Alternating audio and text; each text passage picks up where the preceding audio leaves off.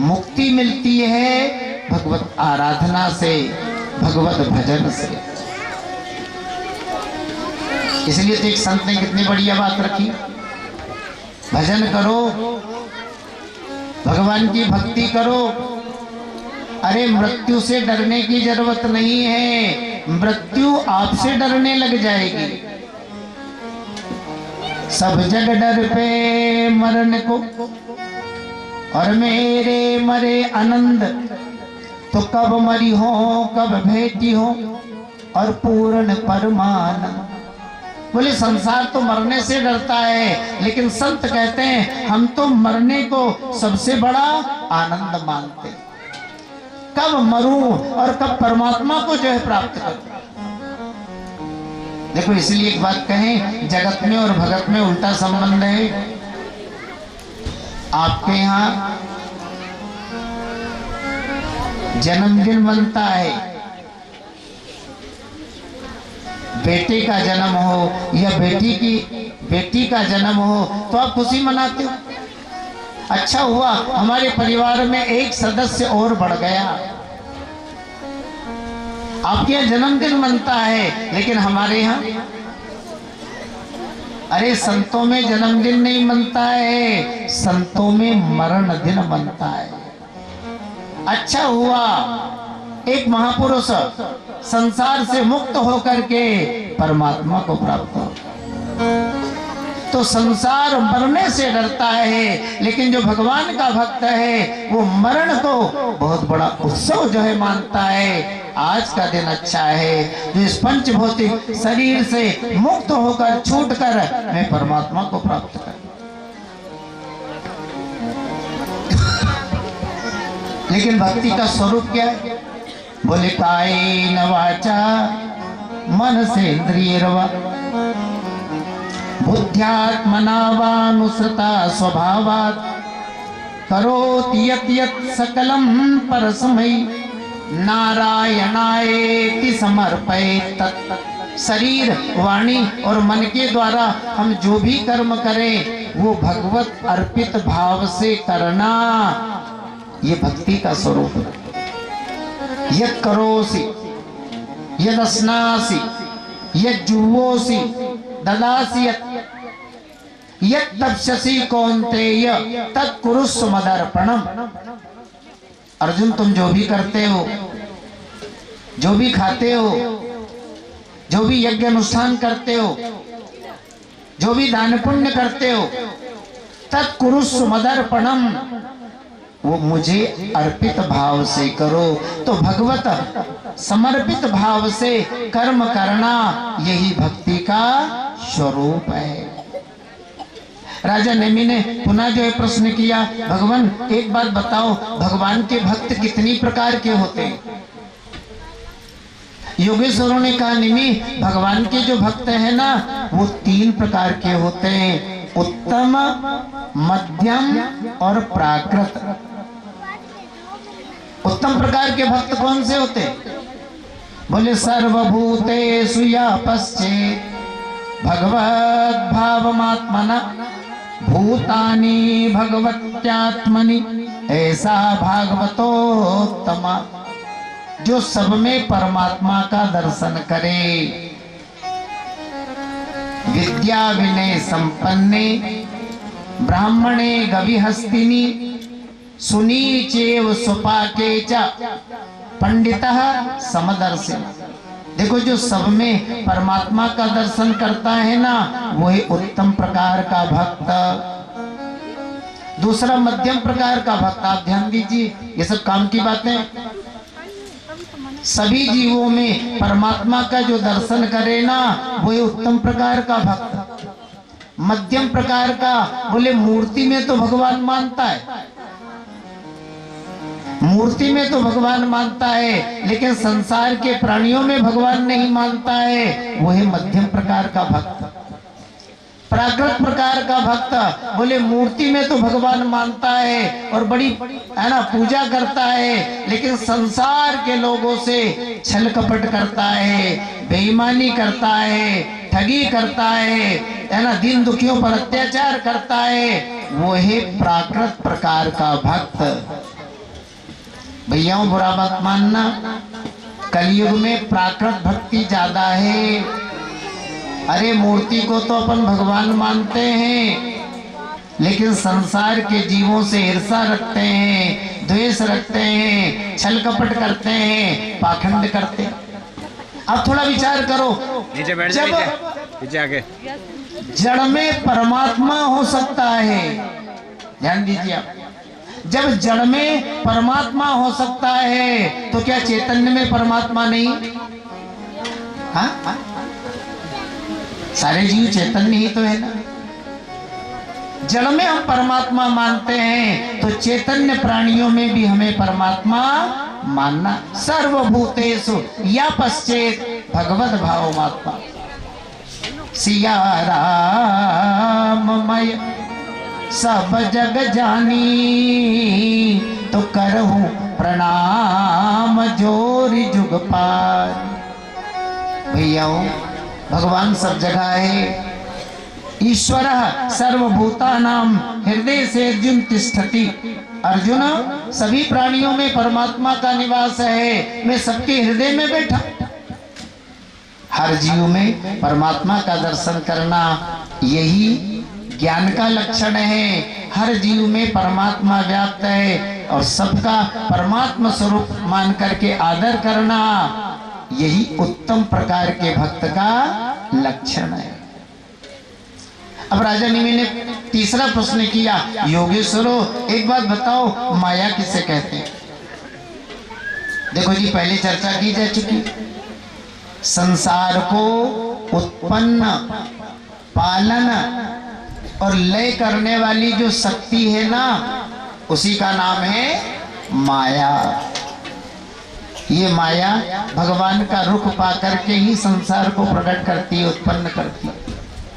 भगवान का रुख पा करके ये संसार का पालन पोषण करती है। भगवान का रुख पा करके ही माया संसार को परमात्मा में विलीन कर देती है, अर्थात नष्ट कर देती है। मानस में भी कितनी अच्छी बात है।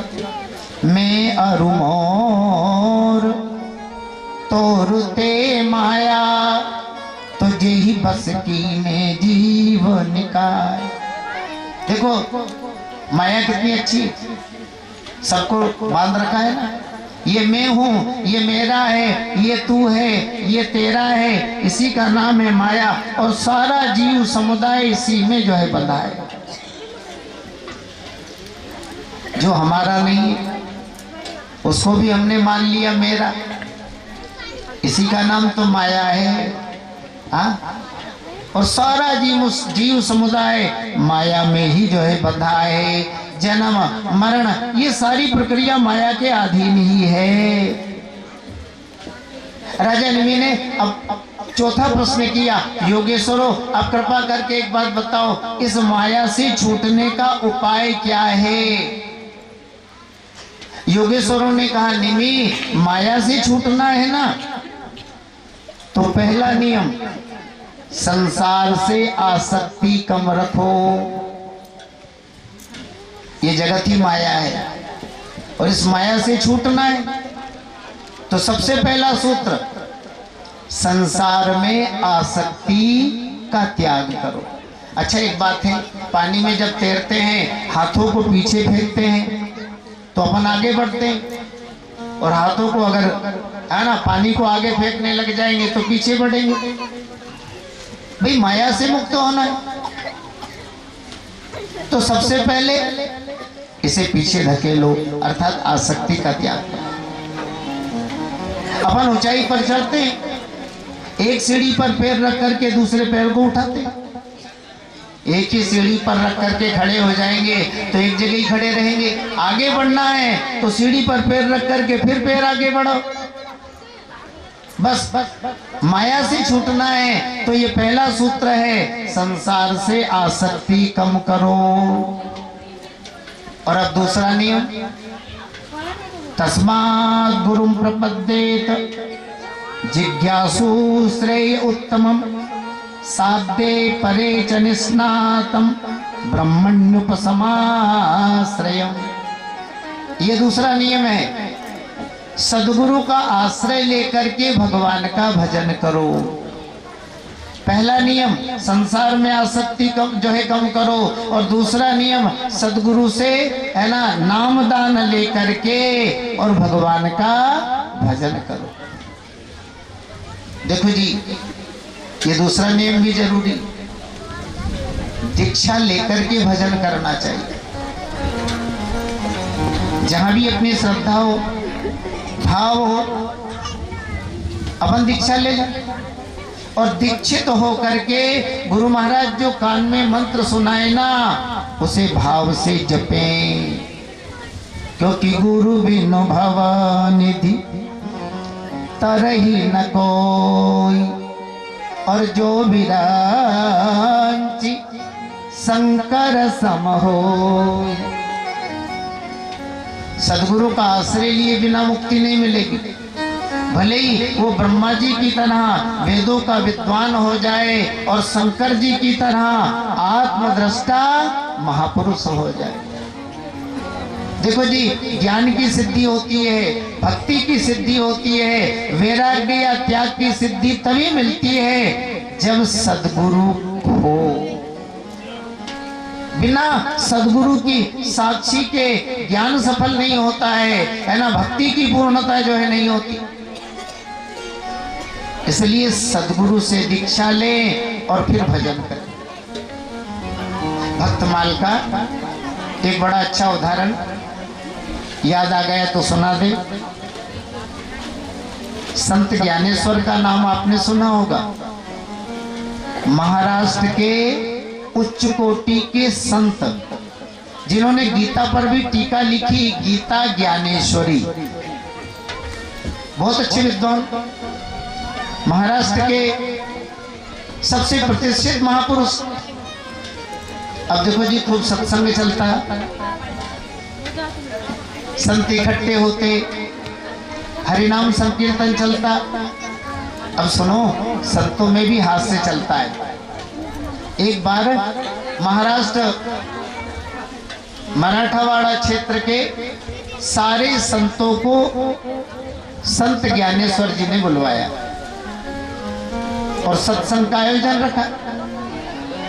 अब बढ़िया सत्संग चल रहा है, क्षेत्र के सारे संत जो है विराजमान हैं। कभी कभी हंसी भी होती है। ज्ञानेश्वर जी को हंसी सूझी। संत ज्ञानेश्वर ने कहा, सुनो, अपन घर घर के ही सारे क्षेत्र के संत बैठे हैं, सो परीक्षा करके देखें कितने संत कच्चे हैं और कितने संत पक्के हैं। देखो ये संतों की बातें। बोले ठीक है। ज्ञानेश्वर जी की बहन थी मुक्ताबाई। संत ज्ञानेश्वर ने मुक्ताबाई से कहा, बहन, महात्मा लोग सब अपने ही तो है, तो परीक्षा करके देख लो ना कि इनमें कितने महात्मा पक्के हैं और कितने महात्मा कच्चे हैं। मुक्ताबाई ने कहा, भैया जी, ये बाबा जियों के चक्कर में मैं नहीं पढ़ूंगी, ये कच्चे और पक्के का ज्ञान मुझे है भी नहीं। लेकिन गोरा काका बेटा है ना, ये बर्तन बनाता है और कच्चे और पक्के हाथ में लेके जो है बता देता है कि ये बर्तन पक्का है और ये बर्तन कच्चा है। सो काका से कहो, यही परीक्षा ले लेगा। देखो, महाराष्ट्र के भी बड़े प्रसिद्ध संत हुए गोरा जी, इनका शरीर भी कुम्हार घर से ही था। अब मुक्ताबाई ने बात गोरा काका के कंधे पर डाल दी। संत ज्ञानेश्वर जी ने कहा, काका, अब बाई आपका नाम ले रही है तो आप ही परीक्षा करके देख लो, सब अपने ही तो संत हैं, कितने महात्मा इनमें कच्चे हैं, कितने महात्मा पक्के। अब गोरा काका का मन तो नहीं है कि संतों की परीक्षा में कैसे लूं, लेकिन अब ज्ञानेश्वर जी का आदेश है, नहीं काका आप डरो मत, आप परीक्षा ले लो। सो गोरा जी घर गए और बर्तन कूटने वाली थाप होती है ना लकड़ी की, वो थाप लेकर के आए और बाबाओं के सिर में मारने लगे। हाँ, संत बैठे और गोरा जी सबके सिर में चोट मार मार के देख रहे हैं कितने कच्चे कितने पक्के। अब सब सिर झुकाए बैठे हैं क्योंकि बाबाओं की परीक्षा हो रही है और गोरा जी की सिर में थाप पड़ रही। जब नामदेव जी के सिर में 2-4 थाप मारी तो नामदेव जी को बर्दाश्त नहीं हुआ, क्योंकि नामदेव जी का नाम आपने सुना है, बचपन में ही इनको भगवान के दर्शन हो गए। नामदेव जी है ना बिलबिला उठे, आसन से खड़े हो गए। ये क्या संतों की परीक्षा है? अरे परीक्षा के नाम पे इस तरह संतों को लकड़ी से कूटा जा रहा है। हाँ? इस तरह परीक्षा होती है महात्माओं की क्या? अब लो सारे संत तो मौन रहे, लेकिन नामदेव जी बोल गए। अब गोरा काका ने अपना रिजल्ट सुनाया। ज्ञानेश्वर जी अपने महाराष्ट्र क्षेत्र के सारे संत तो पक्के हैं, लेकिन एक ही कच्चा है, क्योंकि कच्चा बर्तन बोलता है। नामदेव जी बोल गए, इसलिए ये कच्चे हैं और बाकी सब पक्के। सभा में नामदेव जी को कच्चा महात्मा कह दिए। अब देखो जी दुख तो होगा ना। हाँ, सभा से नामदेव जी चले गए, विट्ठलनाथ जी के सामने जाकर के रोने लगे। विट्ठलनाथ, संतों के बीच में ये आपने मेरा कैसा अपमान करा है? बताओ, पूरे महाराष्ट्र के संतों के बीच में और गोरा काका ने मुझे कच्चा महात्मा कह दिया। मेरी भक्ति में क्या कमी है जो मुझे संतों के समाज में और कच्चा महात्मा घोषित किया गया? भगवान विट्ठलनाथ जी ने कहा, नामदेव, संतों का निर्णय तो मैं भी नहीं बदल सकता हूं। संतों ने तुम्हें कच्चा महात्मा कहा तो भैया तू कच्चा ही होगा। नामदेव जी ने कहा, तो मेरी भक्ति में क्या कमी है? भगवान विट्ठलनाथ जी ने कहा, तेरी भक्ति में तो कमी नहीं है, लेकिन अभी तू नुगरा ही डोल रहा है। अभी तू नुगरा ही डोल रहा है, इसलिए तुम्हें कच्चा महात्मा कहा। समझ गया? अब नामदेव जी को ज्ञान आया, बात तो सही है, मेरा तो कोई गुरु ही नहीं है, मेरे ज्ञान का भक्ति का कोई साक्षी नहीं है। विट्ठलनाथ जी से निवेदन किया, भगवान मैं किस महापुरुष को अपना गुरु बनाऊं?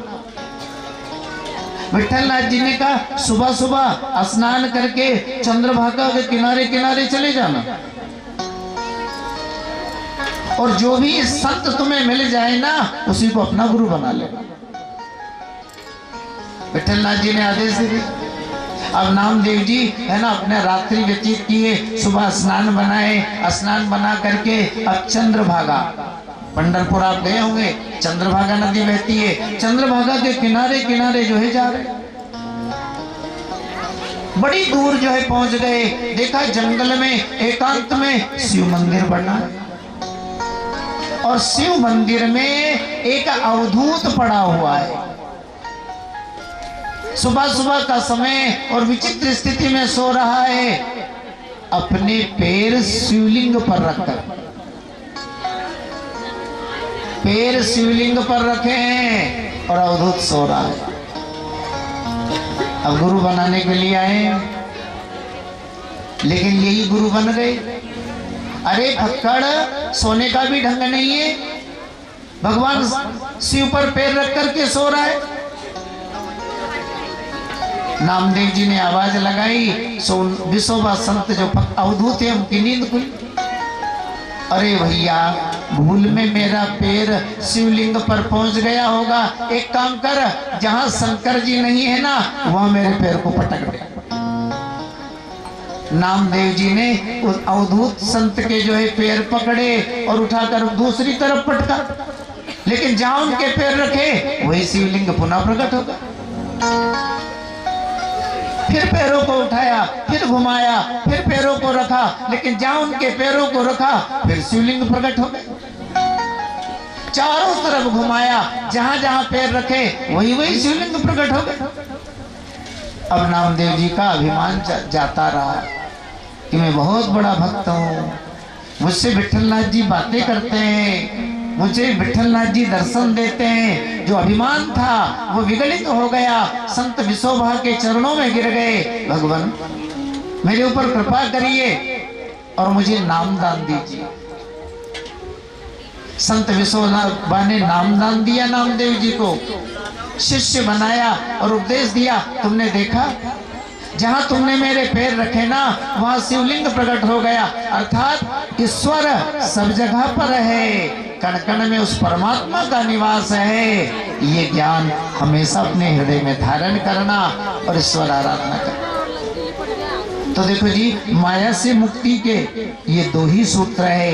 पहला, संसार से आसक्ति कम करें, और दूसरा, सदगुरु से दीक्षित हो करके भगवत नाम जो है जप करें, श्रद्धा से गुरु मंत्र जपें, भगवान की कथा सुने, है ना, दिन दुखियों की सेवा करें। ये सब आत्म कल्याण के जो है उपाय है। यहाँ देखो, नाना प्रकार के उपदेश इन योगेश्वरों ने राजा निमि को दिए, जिन उपदेशों को आत्मसात करके महाराज निमि भी, है ना, यज्ञ के उपरांत में जो है सदगति को प्राप्त हुए। बोलिए कृष्णचंद्र भगवान की जय। अब जो है सारे देवता भगवान की स्तुति करने के लिए आए। गोविंद, आपके अवतार के 125 वर्ष होने जा रहे हैं, सो आप कृपा करके अपने धाम जो है बैकुंठ पधारे, हम देवताओं को सनाथ करें। भगवान ने कहा, जो है ब्रह्मा जी, अब जो है कुछ दिन और प्रतीक्षा करें, यदुवंश का भार हल्का हो जाए,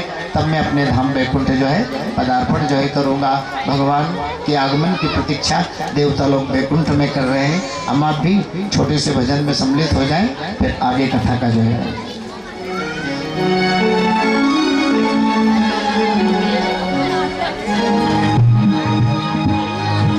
ये संतों का प्रेमी नगर है, यहाँ संभल कर आना।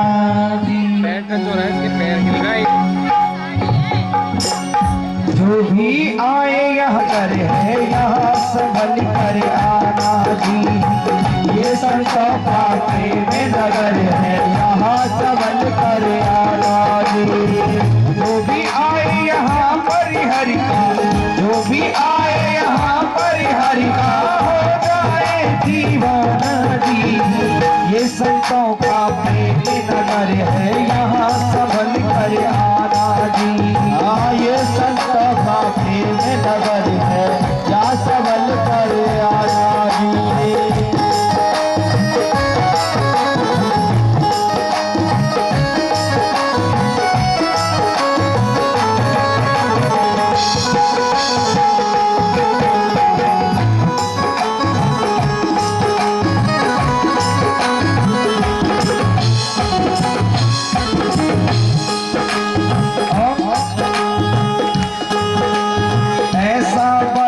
रंग यहाँ पर जन्म जन्म तक मन भीगे।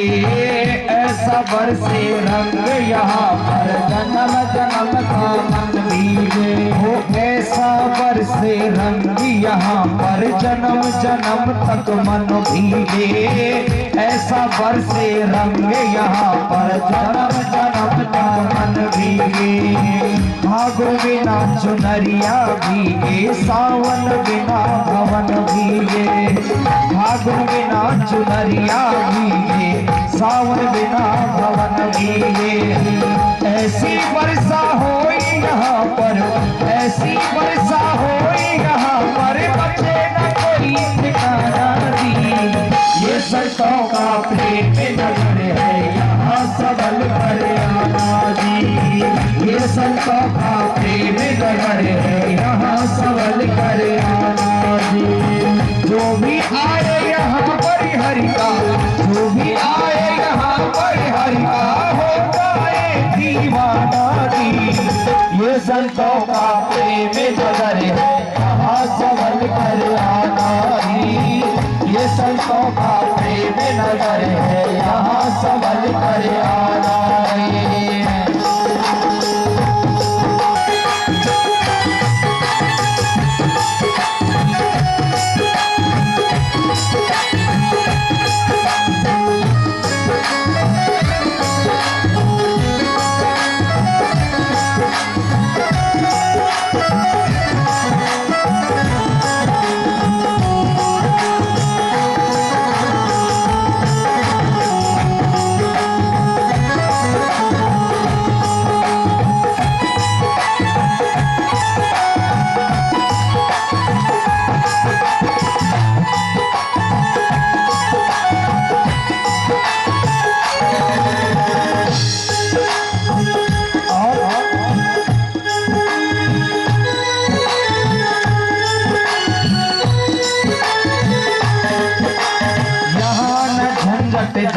पार्टी का और न झंझट मजहब का। यहाँ न झंझट जाति पार्टी का और न झंझट मजहब का। ओ यहाँ न झंझट जाति पार्टी का और न झंझट मजहब का। यहाँ न झंझट जाति पार्टी का और न झंझट मजहब का। एक सभी का प्यास यहाँ पर एक है प्याला प्रेम भरा। एक सभी की प्यास यहाँ पर एक है प्याला प्रेम भरा।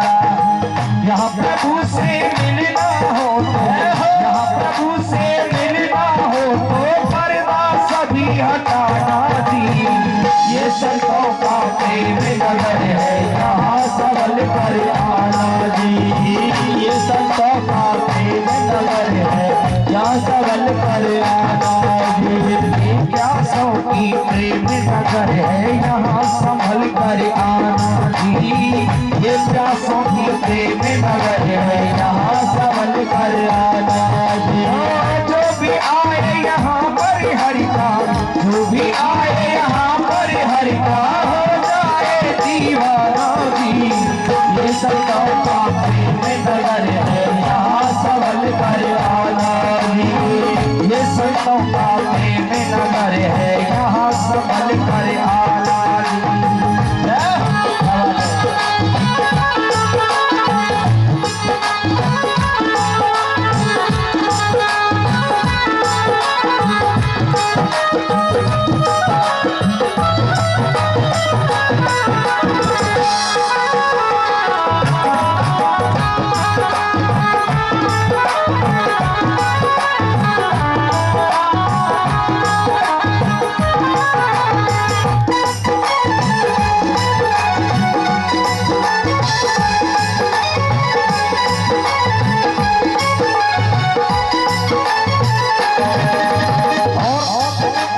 यहाँ दूध की सुई न चुभती खुले बतासा पानी में। यहाँ दूध की सुई न चुभती खुले बतासा पानी में। पहने ताज फकीर घूमते सतगुरु की राजधानी में।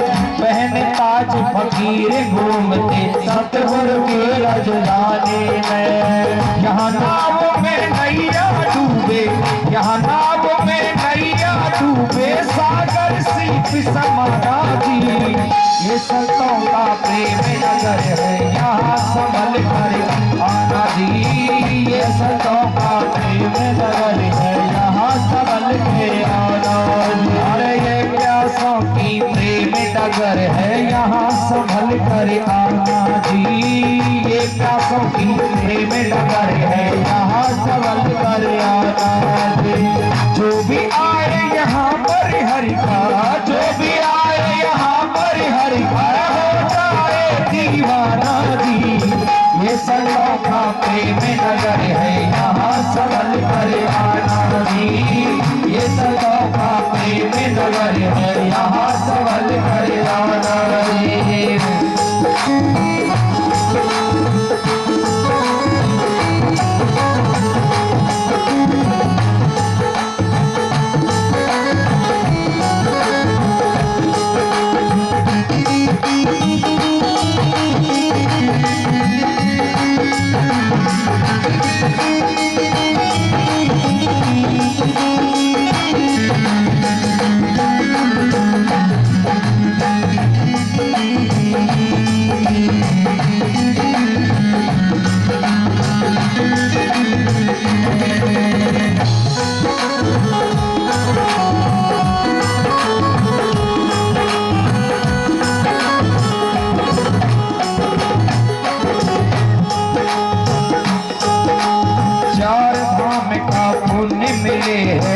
पर शीश झुकाने में, चार धाम का पुण्य मिले है इस पर शीश झुकाने में।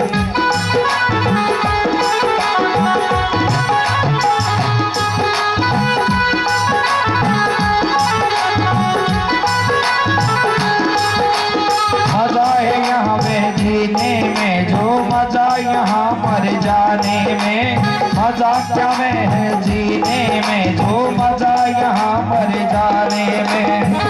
हाथ बांध कर मौत खड़ी है, हाथ बांध कर मौत खड़ी है, आहे खुद मर जाना की। ये संतों का प्रेम नगर है, यहाँ सवाल कर आना जी। ये संतों का प्रेम नगर है, यहाँ सवाल कर आना जी। ये संतों का प्रेम नगर है, यहाँ सवाल कर आना जी। जो भी आए यहाँ पर हरि का, जो भी आए यहाँ पर हरि का, हो जाए दीवाना जी। ये संतों का प्रेम नगर है, यहाँ सवाल कर आना जी। ये संतों का प्रेम नगर है, यहाँ सवाल कर आना जी। ये संतों का प्रेम नगर है, यहाँ सवाल कर आना जी। राधे राधे गोविंद गोविंद राधे, जय राधे राधे गोविंद गोविंद राधे, राधे राधे गोविंद गोविंद राधे, जय राधे राधे गोविंद गोविंद राधे। गोविंद राधे मेरो गोपाल राधे, गोविंद राधे मेरो गोपाल राधे, राधे राधे गोविंद गोविंद राधे, जय राधे राधे गोविंद गोविंद राधे, राधे राधे गोविंद गोविंद राधे, जय राधे राधे गोविंद गोविंद राधे।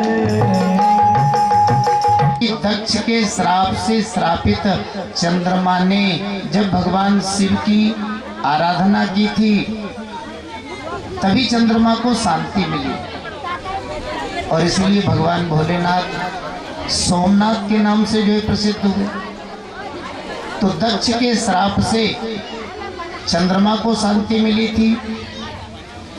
प्रभास क्षेत्र में भगवान शिव की आराधना के द्वारा तो हम आपको भी ऋषियों का श्राप लगा है, इसलिए प्रभास क्षेत्र में चलकर भगवान शिव की आराधना करनी चाहिए। अब देखो जी, सभी यादव अपने अपने है ना वाहनों को, अस्त्र शस्त्रों को तैयार कर रहे हैं प्रभास क्षेत्र में चलने के लिए। भगवान का आदेश है, बालक, बूढ़े और स्त्रियां यहाँ संकुच भार तीर्थ में रह करके है ना आराधना करेंगे, और हम प्रभास क्षेत्र में भगवान शिव की आराधना करेंगे। सब जो है प्रभास क्षेत्र की ओर जो है चलने को तैयार। उद्धव जी भगवान के पास में आए, गोविंद मेरे लिए क्या किया?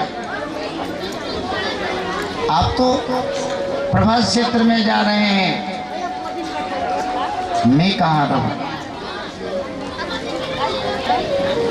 भगवान ने कहा, उद्धव ऋषियों के श्राप से श्रापित यह यदुवंश काल के गाल में विलीन हो चुका है, और मैं भी अपने धाम गोलोक पदार्पण करूंगा। मेरे गोलोक जाने के 7 दिन बाद समुद्र अपनी सीमा का अतिक्रमण करेगा, और यहाँ द्वारका में केवल मेरा निवास स्थान ही शेष रहेगा। ऐसी स्थिति में आपको बद्रिकाश्रम में जाकर के तपस्या करनी चाहिए, क्योंकि मैं बद्रिकाश्रम में नित्य ही निवास करता हूँ। उद्धव जी रोने लगे, गोविंद किसी सांसारिक व्यक्ति का साथ हमें कुछ दिनों के लिए मिलता है, और जब वो बिछुड़ता है तो दुख होता है। मुझे तो आपकी सानिध्यता मिली है, आपके साथ रहकर नाना प्रकार के ज्ञानोपदेश मिले हैं।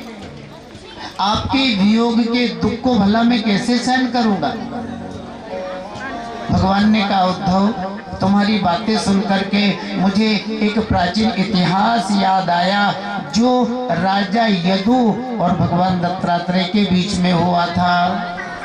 एक बार महाराज यदु अपने रथ में बैठ करके और महाराज जंगल में घूमने के लिए गए। एकांत जंगल में जब पहुंचे तो इन्हें अवधूताचार्य भगवान दत्तात्रेय का दर्शन हुआ। बड़ा दिव्य रूप है, दिगंबर स्थिति है, शांत भाव से भगवान दत्तात्रेय एक शिला पर जो है विराजमान है। भगवान राजा यदु ने भगवान दत्तात्रेय को जाकर के प्रणाम किया, प्रणाम करके निवेदन किया, भगवान आपकी बुद्धि कैसी है? ना तो आपके रहने के लिए कोई झोपड़ा है, ना खाने पीने की कोई व्यवस्था है, ना शरीर पर पहनने के लिए वस्त्र है, ना सोने बिछाने के लिए कोई बिस्तर है, कोई परिग्रह आपके जीवन में नहीं है। फिर भी आपका मुख इतना जो है प्रसन्न दिखाई दे रहा है और आप इतने स्वस्थ हैं।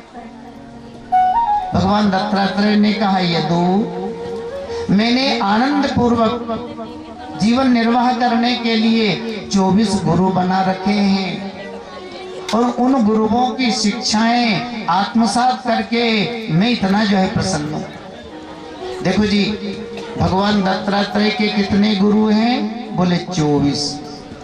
कभी कभी हमारे भक्त लोग कहते हैं, बाबा भगवान दत्तात्रेय के तो 24 गुरु हैं, 2-4 गुरु हम भी बना लेंगे तो क्या बिगड़ जाएगा? देखो भैया, वो एक बात सीख लो, गुरु एक ही होता है। एक जगह से दीक्षा लेनी चाहिए, एक जगह से दीक्षा लेकर के जो भी अपने को मंत्र मिले श्रद्धा से जपना चाहिए। दीक्षा गुरु एक होता है और सुनो, शिक्षा गुरु अनेक होते हैं।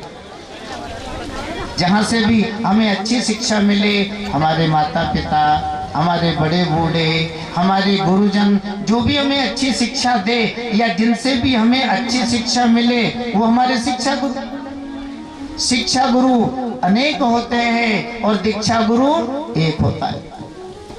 देखो, अनेक अनेक जगह से अगर अपन दीक्षा ले लेंगे ना तो कहीं के नहीं रहेंगे। अरे गंगा किनारे गंगा दास, जमुना किनारे जमुना दास, वृंदावन में पहुंचे तो वृंदावन दास, और अयोध्या में पहुंच गए तो अयोध्या दास। कहाँ के रहोगे? धोबी का कुत्ता, ना घर का ना घाट का। एक जगह दीक्षा लेना और एक ही साधे सब सदे, सब साधे सब जाए। सेवा सबकी करें, सम्मान सबका करें, जहां से भी हमें अच्छी शिक्षा मिले ग्रहण करें, लेकिन दीक्षा एक बार और एक जगह से ही लेना चाहिए। जगह जगह से दीक्षा ले लेंगे तो अभी बताओ साधन कैसे बनेगी? एक बार क्या हुआ,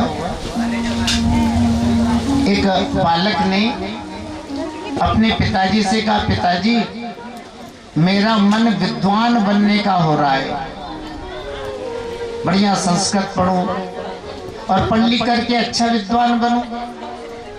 अब ऐसा कौन पिता है जो अपने बेटे को पढ़ा लिखा कर योग्य बनाना नहीं चाहता है?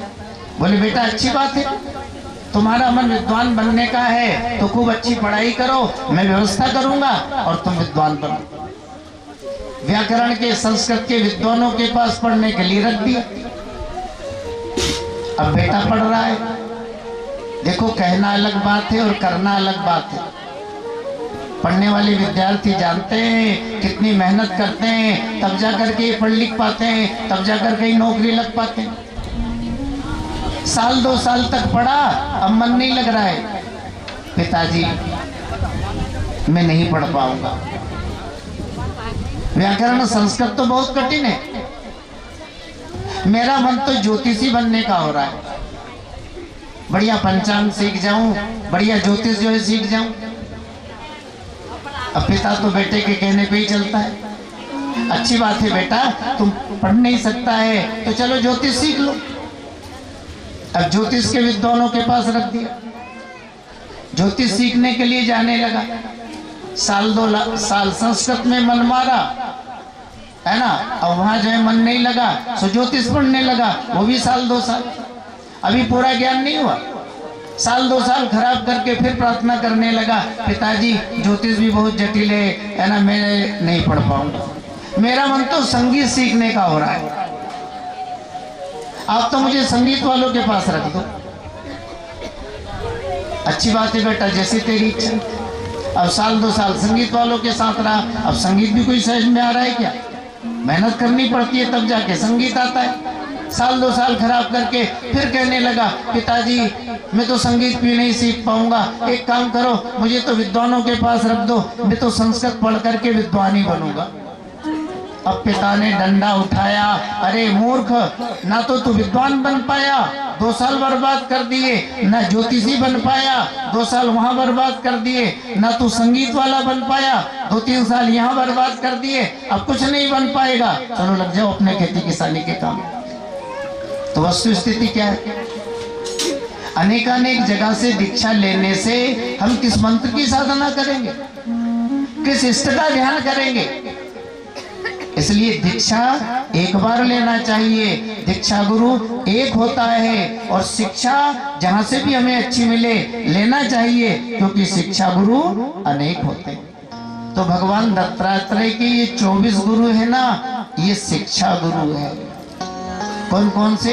पृथ्वी मायु आकाश माप अग्निश चंद्रमा रवि कपोतो अजगर सिंधु पतंगो मधुक्राद गजा मधुहा हरिणो मीना पिंगला कुरुरोर्भक कुमारी सरकत सर्प उर्णनाभि सुपेश एते में गुरुवो राजन चतुर्विंशतिराश्रिता। यदु ये मेरे 24 गुरु हैं। सबसे पहला गुरु मैंने पृथ्वी को बनाया। देखो जी, सारे पाप कर्म अपन पृथ्वी पर ही करते हैं, लेकिन पृथ्वी मैया कितनी क्षमावान है, फिर भी बेटों की तरह हमें गोद में रखती है, कभी क्रोध नहीं करती। अन्यथा बुरा मत मानो, हाँ 2-4 मिनट का भूकंप ही सबको तबाह कर देगा।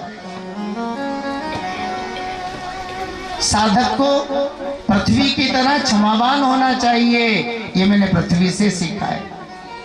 वायु, हवा हमेशा बहती रहती, कहीं आसक्त नहीं होती।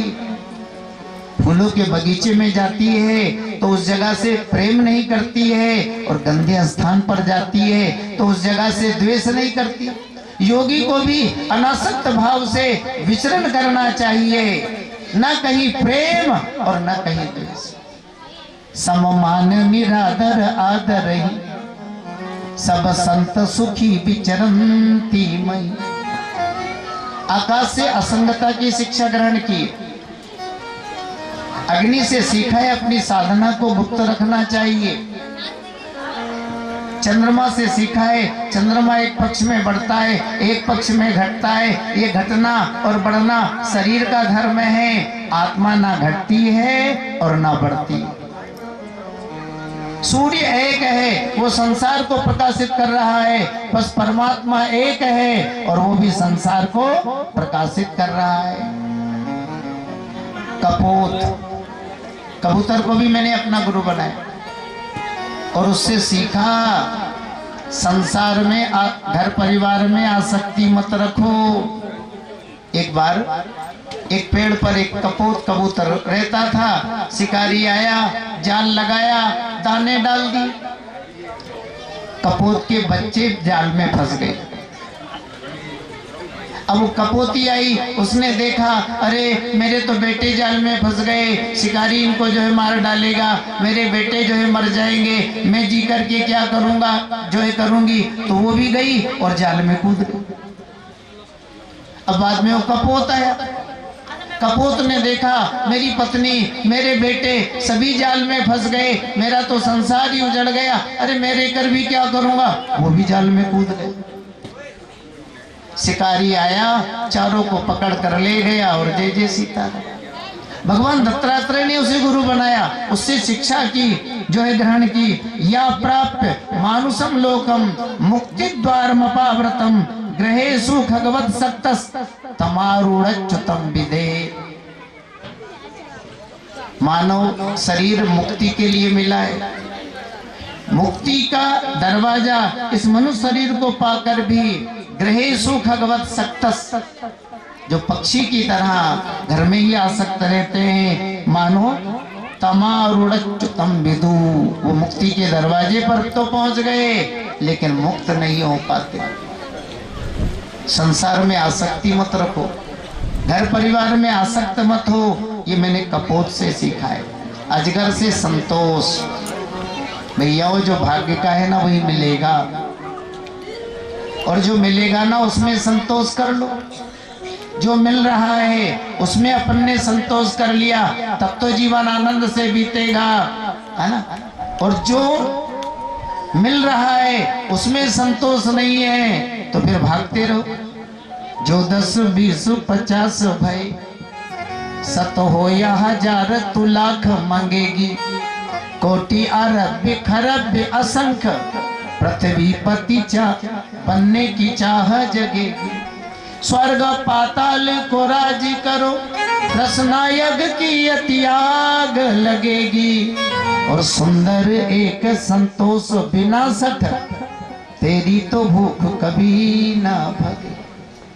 अजगर जंगल में पड़ा रहता है, बरसात में तो ढेर सारे कीड़े मकोड़े में युक्ति से उन मधुमक्खियों को अलग कर देता है और सारा का सारा ही मधु चुरा करके ले जाता है।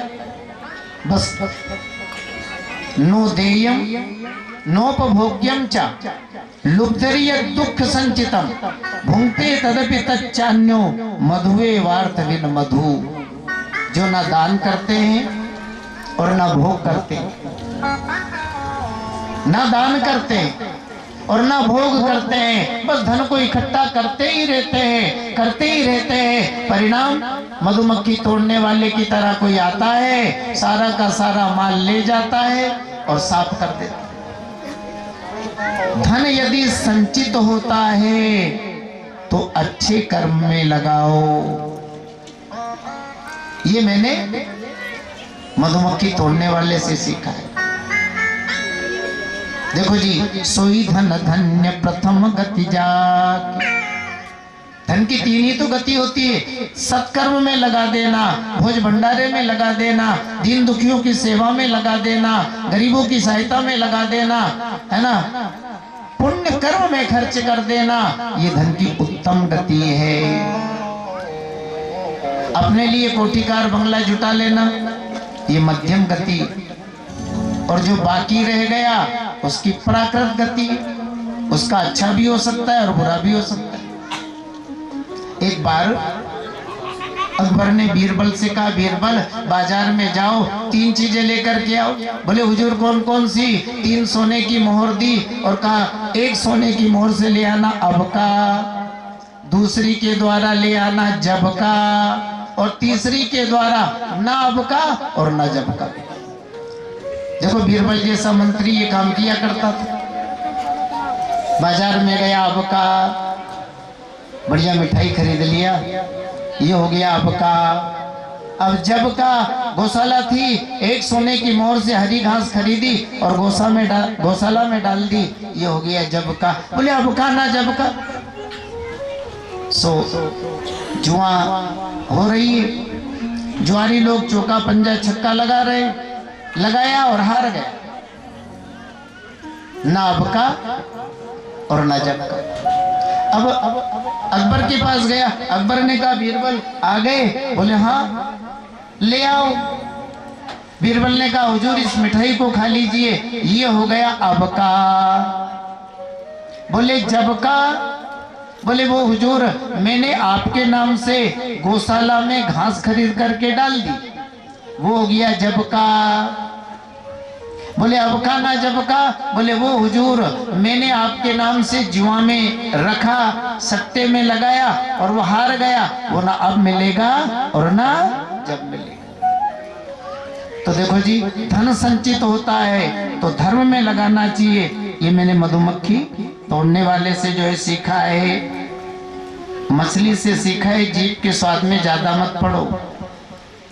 पिंगला वैश्या को अपना गुरु बनाया और उससे सीखा, कभी किसी की आशा मत करो। देखो जी, वैश्या स्त्री का धन ही परपुरुष होता है। एक बार ये सज धज करके दरवाजे पर खड़ी है, आने वालों को जाने वालों को इशारा कर रही है, कोई जाल में नहीं फंसा। रात को 12 बज गए, एकाएक इसका वैराग्य जाग गया। अरे आश्चर्य है, मैं भी कैसी पापिनी हूँ, मेरे हृदय में भगवान विराजमान है। उन पति को छोड़ करके धन देने वाले पतियों का भजन कर रही, अपना दरवाजा हमेशा हमेशा के लिए बंद कर लिया। अब मैं नारायण को छोड़कर किसी का चिंतन नहीं करूँ। भगवान दत्तात्रेय वहां से निकले तो उस पिंगला वैश्य को भी गुरु मान लिया और उससे शिक्षा ग्रहण की। आशा ही परमम दुखम नैराश्यम परमम सुखम यथा संचित कांतासम सुखम सुस्वाप पिंगला। जब तक पिंगला को दूसरे पुरुषों की आशा रही, देखो ये रात में भी नहीं सो पाती थी, लेकिन अब आशा त्याग दी तो निश्चिंत सो रही है। आशा ही दुख का कारण है, इसलिए कभी आशा ही मत करो। ये मैंने पिंगला से सीखा, बालक पक्षी से सीखा है, कुरुरोर भका। एक पक्षी के बालक को है ना मांस मिल गया, वो मांस का टुकड़ा लेके आकाश में उड़ा, कौवे गिद्ध सब लग गए जी। जब तक वो टुकड़ा मुंह में रहा ना, उस बेचारे का जीना मुश्किल रहा। लेकिन वो मांस का टुकड़ा जब नीचे गिर गया तो सब नीचे आ गए, वो निश्चिंत हो गए। अब परिग्रह, ज्यादा संपत्ति रहेगी तो लोग चिपकेंगे, इसलिए ज्यादा माल के चक्कर में नहीं रहना चाहिए। ये मैंने उस पक्षी से सीखा है। एक कुमारी को मैंने अपना गुरु बनाया और उससे सीखा योगी को अकेले रहना चाहिए। एक कन्या का हाल में विवाह हुआ। अब विवाह के बाद वो अपने मायके में आई। मायके में जब आई ना तो देखो ससुराल से कुछ दिन बाद मेहमान। अब ऐसा योग बना, माता पिता खेत में काम कर रहे हैं, घर पर वो अकेली। सुकुमारी ने मेहमानों को तो बैठा दिया बैठक में, सोचा माता पिता आएंगे तब तक मैं मेहमानों के लिए धान कूट लूं। अब वो धान कूटने लगी, हाथ में जो कंगन पहन रखे हैं ना, जब धान कूटने लगी तो आवाज करने लगे। सारे कंगन निकाल दिए, दो रखे, अब वो कूटने लगी, फिर भी वो आवाज करने लगे, है ना। फिर एक निकाल दिया, हाथ में एक कंगन रहा और अब धान कूटा। आराम से धान कूट गया, कंगनों की आवाज भी नहीं। भगवान दत्तात्रेय वहां से निकले तो उन्होंने उस कुमारी को अपना गुरु बनाया और उससे शिक्षा ग्रहण की। वासे बहुनाम कलह भवेद वार्ता द्वयोरपि एक एव चरित तस्मात् कुमार्य इव कंकणा। बहुत सारे योगियों में रहेंगे ना तो कलह होगा, ज्यादा कंगन हाथ में रहते हैं तो बजेंगे, ज्यादा बर्तन घर में रहेंगे तो बजेंगे ना। वासे बहु नाम कलह, योगियों में अगर ज्यादा रहेंगे तो लड़ाई झगड़ा होगा। हमारे महात्माओं में कहावत है, ज्यादा जोगी मठ उजाड़। ज्यादा जोगी रहेंगे ना तो चिमटा वाला लोटा थाली फेंक फांक करके मठ को बर्बाद करके रख देंगे। वासे बहु नाम कलह भवेद वार्ता द्वयोरपि। और अगर हम दो रहेंगे तो लड़ाई दंगा नहीं होगा, लेकिन समय समय पर वाद विवाद तो होगा ना। इसलिए एक एव चरित तस्मात् कुमार्य इव कंकणा, योगी को अकेले ही विचरण करना चाहिए। ये मैंने उस कुमारी से सीखा, सर्प से सीखा। अपने लिए कुछ बनाने की जरूरत नहीं है। मकड़ी से सीखा, मकड़ी जाल को बनाती है, निगलती है। ऐसे ही परमात्मा अपनी माया के द्वारा संसार को बनाते हैं और अपने में ही विलीन कर लेते हैं। 25वां गुरु मैंने इस शरीर को भी माना है। सुनो, ये शरीर भी भजन करने के लिए मिला है, भोगों के लिए नहीं मिला है। हाँ, साधन धाम मोक्ष कर द्वारा तो पाई न जेहि परलोक सवार। भैयाओं, भोग तो हमें हर योनि में मिल जाएंगे। अच्छा आप ही बताओ, बढ़िया चकाचक माल खाने में अपने को जितना सुख मिलता है, सुकर कुकर को नाली में मुंह मारने पर वो सुख मिल रहा है। बढ़िया डबल बेड पर सोने में अपने को जो सुख मिलता है ना, गधे को, घोड़े को, कुत्ते को देखो, है ना, कचरे में लौटने पर वो सुख मिल रहा है। तो विषय सुख तो हर योनि में मिल जाएंगे, लेकिन भैयाओं भगवान का भजन हर शरीर से नहीं होगा। इसलिए शरीर भजन करने के लिए मिला है, मानव शरीर जो है सत्कर्म करने के लिए मिला है ना, अपना कल्याण करने के लिए मिला है। इसलिए देखो सांसारिक कार्य के साथ साथ भगवत आराधना भी करनी चाहिए। और मुख्य बात करें तो चाहे आप संतों की वाणियों को पढ़ लो और चाहे आप धर्मशास्त्रों को पढ़ लो, सारे शास्त्र सारे संत इस विषय पर मते कहे कि ये मानव शरीर बार बार नहीं मिलेगा, इसलिए भगवत भजन करो। हमारा आपका कल्याण ईश्वर आराधना में ही है। भज गोविंदम भज गोविंदम गोविंदम भज मूढ़ बालस्तावत कीड़ासक्तस् तरुणस्तावत तरुणी रक्ता वृद्धस्तावत चिंता मग्ना पारे ब्रह्मणि कोपि न लगना। भज गोविंदम गोविंदम भज मूढ़। देखो बचपना तो कब बीत जाता है किसी को पता नहीं लगता है, खेलना कूदना है ना, मित्र मंडली में रहना और पढ़ना। जवानी स्त्री आसक्ति में बीत जाती है। अब बुढ़ापा होता है चिंतन के लिए। अपन किस लिए आए थे और जिस लिए भगवान ने मानव शरीर दिया था उसका भी कुछ काम हुआ कि नहीं, वो चिंतन तो छोड़ो। बुढ़ापे में चिंता ज्यादा हो जाती है। हाँ, बेटे के लिए ये हो जाए, पोते के लिए ये हो जाए। हाँ? अरे बुढ़ापे में चिंता करने से पार पड़ेगी क्या?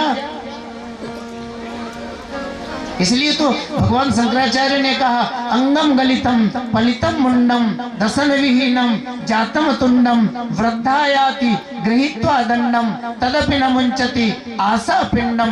भज गोविंदम गोविंदम भज मूढ़। अरे भैया अब तो चेत जा। जवानी में शरीर कितना ताकतवर रहता है और बुढ़ापे में देख लो हमारे बड़े बड़े डंडे के सहारे से आ रहे। हाँ, अंगम गलितम, सारे अंग ढीले पड़ गए। पलितम मुंडम, बुढ़ापे में सिर भी गंजा हो जाता है। दसन विहीनम जातम तुंडम, बुढ़ापे में दांत भी सब, हाँ दाढ़ दांत सब खिसक गए। वृद्धायाति गृहीत्वा दंडम, इतना कमजोर शरीर बन गया कि अब खुद नहीं चल सकते, डंडे के सहारे से जो है चल रहे हो। लेकिन फिर भी इस आशा तृष्णा रूपी पिंड को क्यों नहीं छोड़ रहे हो? खूब परिश्रम किया, खूब पसीना बहाया। अब बुढ़ापा तो भजन के लिए है। लेकिन देखो जी, भगवत कृपा है ना, तो ही मनुष्य बुढ़ापे में भजन में लगेगा। वृद्धावस्था में भी अगर भजन में मनुष्य लग जाए तो भी भगवान की कृपा मानो, अन्यथा चिंता ज्यादा रहती। इतना नहीं इतना और हो जाए, इतना नहीं इतना और हो जाए। और इसीलिए कबीर साहब को लिखना पड़ा, मन मरा माया मरी और मरमर जात शरीर, लेकिन आशा तृष्णा ना मरी, कहे गए दास कबीर। मन भी मरता है। अच्छा, अपन मन को नहीं मारते? मारते हैं ना। मन से किसी को चाहा कि ये ऐसा मकान हो जाए, ऐसी गाड़ी आ जाए, ये हो जाए, लेकिन नहीं हुआ तो क्या मन मार लो? मारते हैं ना मन। मन भी बेचारा मरता है और माया भी मरती है ना। मकान पसंद का नहीं तो तोड़ डालो, गाड़ी को पुरानी होगी बोले बेच डालो। मन मरा माया मरी और मरमर जात शरीर, शरीर भी तो मरता ही है। अब मिला ये मरेगा, फिर मिलाएगा, फिर मरेगा, फिर जन्मेगा, फिर मरेगा। लेकिन आशा तृष्णा ना मरी, कहे गए दास। आशा तृष्णा नहीं मरती, मन मरता है, माया मरती है, बार बार शरीर मरता है, लेकिन ये आशा तृष्णा जो है नहीं मरती। पहले आपको सुनाया था